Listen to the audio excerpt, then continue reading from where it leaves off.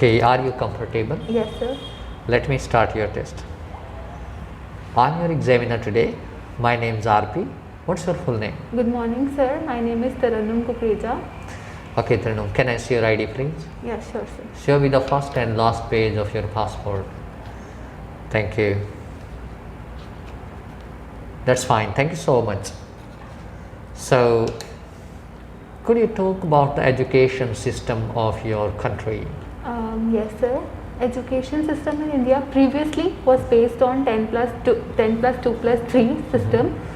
However, a new policy established in 2020 aims to transform India into a vibrant knowledge society, and it also enhances college education and school education into more holistic and a flexible one. And the education system has 4 stages. Like first is the foundational stage, followed by preparatory stage, middle stage, and then secondary stage. And now it is based on 5 plus 3 plus 3 plus 4 system. And the education system has certain drawbacks also. And the first drawback, according to me, is more of the theoretical knowledge is being provided and practical hours are less.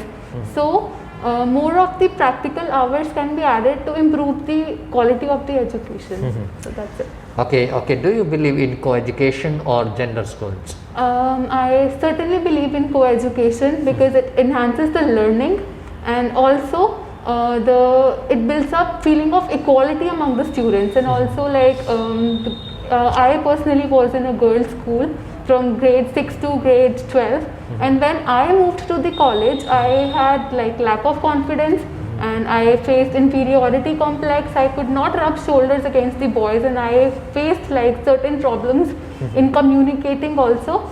So I faced problems. So I guess co-education is better than gender-based education. Okay, what are the problems faced by the old people in your society? Old people or senior citizens, they do face a lot of problems, and according to me, the problems faced by them can be either psychological or financial problems. And psychological problems that arise because they tend to feel displaced from the mainstream of the life, and also the people, they have some troubles like Alzheimer's disease, their Parkinson's disease, and they may suffer to other systemic conditions also, due to which their medical expenses rise, and they face these problems, and their children can help them in lot of ways.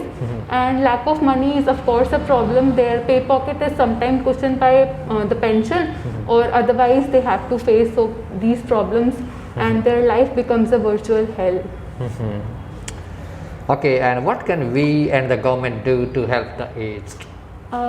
We, the government and the society, can do a lot to help the people. First of all, talking about the family, their children can indulge them in decisions, and they can also like help them in participating them in activities.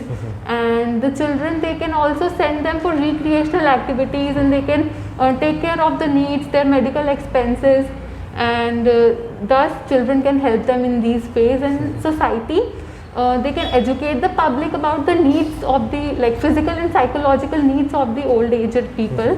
And also certain examples I'm quoting, like we can build up lower cases for boarding the buses, and also instead of staircases, ramps can be used. And government can devise new policies, and government can make like hospital reserves for them, and then geriatric wards can be established for old people.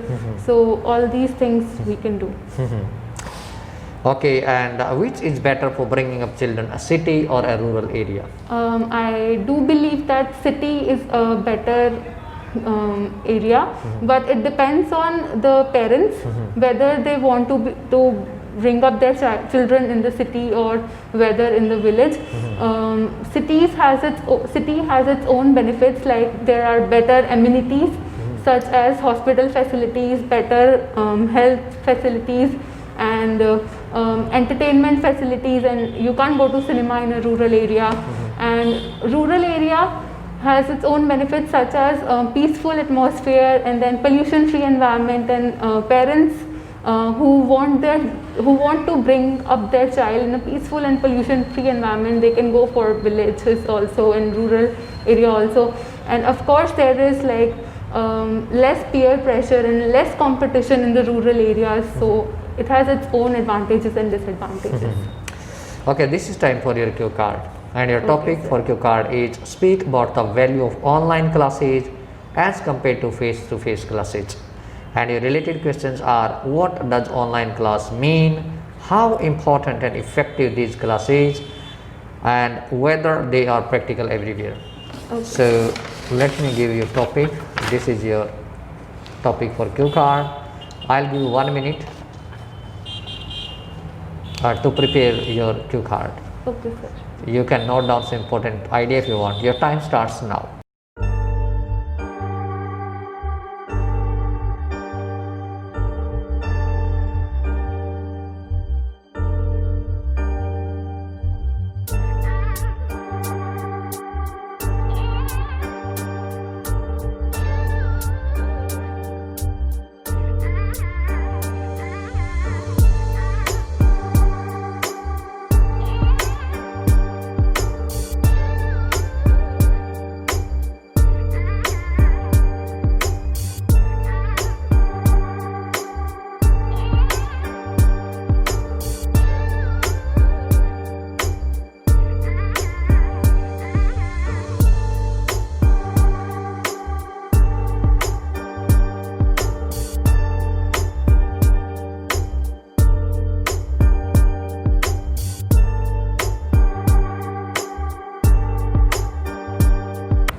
Okay, your time's up. Start, please. Education is a basic need of every student, and according to me there are two ways of imparting education: face-to-face education or online mode. So both has its own benefits and disadvantages. So first of all, talking about regular education or traditional mode of conveying education, imparting education, it develops a healthy interaction between the instructor and the student, and there is building up of confidence in the students, and students can rub their shoulders against the other students, and it builds up healthy rivalry among the students, according to me. And they can effectively share their ideas, and they can study in the groups in a regular education. Also, if they feel demotivated, there are a lot of students to motivate them and to build up their confidence. And online mode of education also has its own advantages and disadvantages.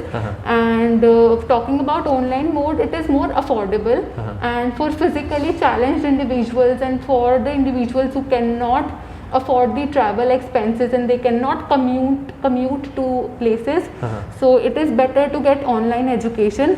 And online mode is the only mode through which we can have international access. We can hire international trainers, and we can make the best use of it. So and the time required is 1/3 of the time requirement of the regular education. So time is also like time requirement is also less. And also, as we all know, like in this pandemic situation of coronavirus, it is safer and secure to have online mode of education, rather than going to the schools and having contacts with the individuals. So it is like maintaining social distancing also. And also, the students who are motivated can make the best use of online classes. And if the parents are supervising their children, so it is the best way, online classes. Right. Okay, let me ask you some more questions, please. So why online classes are getting popular day by day? According to me, online classes are getting popular day by day because earlier parents had that mentality that it would strain their eyes and children would check out other websites. However, nowadays the websites are restricted and the child can focus on the studies.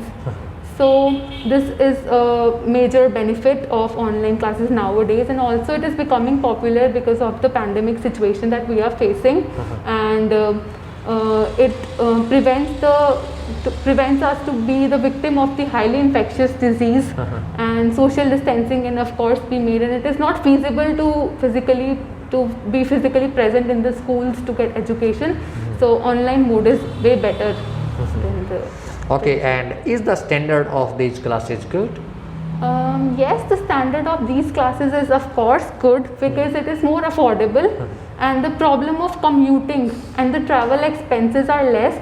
And for the people who cannot who do not want to be separated from their families can get online education by sitting at home. So it has a good standard according to me. Okay, and can this system of education be provided in all subjects? I don't believe in this. I feel like this system of education is not good for science students. Me, as I am pursuing in dentistry, I do not feel like I can do practical work online. Of course, I cannot treat patients in like online mode. I have to be physically present to treat my patients. And also other students who are like who have science subjects like doing BTech and all those things, they have to be physically present to do their laboratory works. So it is not feasible for everyone. Okay, last question for today, and that is, which problems are posed by online system? According to me, the problems which are posed by online system, first and the major problem is technical issues and technical errors, and like areas like Ladakh and other rural areas, they do not have connectivity issues, and they do face a lot of problems while submitting the assignments and while interaction with the teachers and instructors. So they face a lot of problems. Also, it is very difficult to adapt to the computer like suddenly, and from like we Indians, we are getting traditional education over years, and it is not feasible to adapt just in few weeks or few months to online education. So it becomes difficult there also. Okay, this is the end of your interview. Thank you so much. Thank you, sir. Okay, after listening the whole video of the candidate, I can say it was very convincing and engaging video, and she elaborated ideas really very well, and no lexical resource problem, absolutely fine, showed her ability to use different kind of sentences. The range of grammar was really very nice, and accuracy was also perfectly fine.